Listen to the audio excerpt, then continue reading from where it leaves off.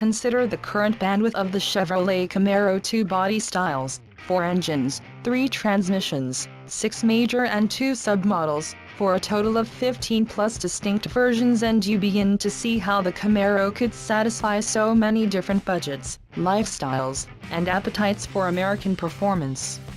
After seemingly coming out of nowhere to swoop and snag from 14 other contenders our 2016 Car of the Year award, we chose the traditional favorite, a V8-powered Camaro Ss2 SS, to drive for a little over a year. This engine dominates the driving experience. From previous years, we already knew how satisfying the direct-injected OHV 16-valve 455 horsepower/455 lb-ft LT1 engine was, and opting for the performance exhaust system and rowing our own gears was the only respectable way to get the most enjoyment from it. Our tame racing driver, Randy Pobst, describes it this way: the old pushrods pump out big torque thank you cubes and the engine makes more power as it revs. And what a sound! The American national road anthem. That bellowing soundtrack proved both to be irresistible and suboptimal in terms of fuel economy. Although nobody quite made the single digits, there was one tank that returned just 10.7 mpg. No doubt the driver responsible for that tank draining didn't once encounter the Camaro's fuel-saving forced, first to fourth skip shift that happens variously. The criteria for the skip shift are specific, yet unpredictable. The owner's manual described them as the engine coolant temperature is higher than 169 F, the vehicle is accelerating from a stop and going 15 to 19 mph.